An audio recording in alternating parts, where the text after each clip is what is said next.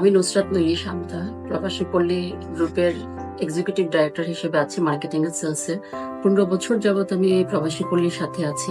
আমরা প্লট বিক্রি করি, যদিও ইন ফিউচার আমরা বিল্ডিং ডেভেলপ করব। আমাদের মাওয়াতে প্রজেক্ট আছে, পূর্বাঞ্চলের প্রজেক্ট আছে, গাজীপুরে প্রজেক্ট আছে।